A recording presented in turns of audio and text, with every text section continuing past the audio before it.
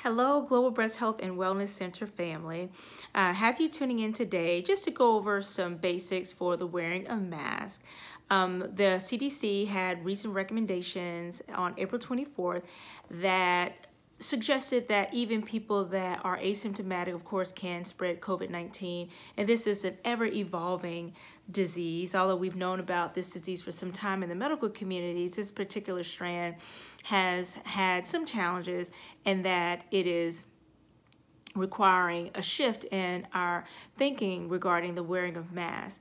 So the main thing that's important is that if you can't maintain social distancing of 6 feet or more, it's essential that you wear your mask in public. And these examples would include grocery stores, especially if you're on an elevator, at the post office. These are just a few examples, but there are some scenarios whereby masks are not recommended. One in particular is I've been driving down the street and I've seen a lot of people with masks on while driving in the car. Now, although we appreciate your efforts in being judicious and helping to flatten the curve, it can also be very dangerous.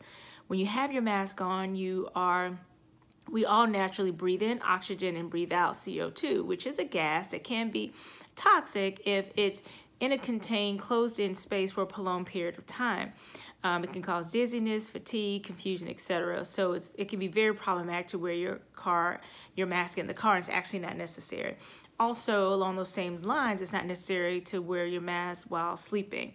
If you have concerns about a partner that may have been infected or experiencing symptoms, it's judicious to maybe go into another sleeping space. But again, do not wear the mask while sleeping or while driving.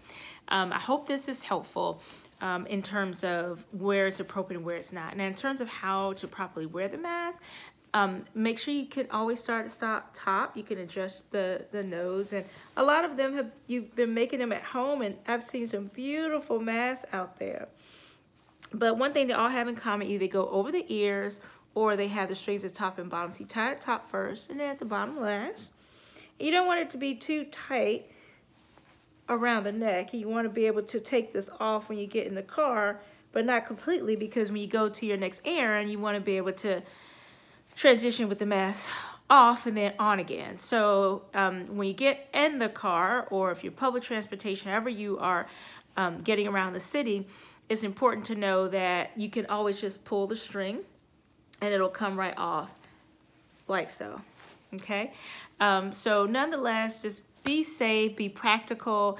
If you have any questions, I'll be around to answer them live here shortly on our COVID-19. We're gonna get through this. This is just a bump in the road, and just like any bump in the road, we go over it, we go around it, we get to the other side. Failure is not an option, but we've got to get there safely.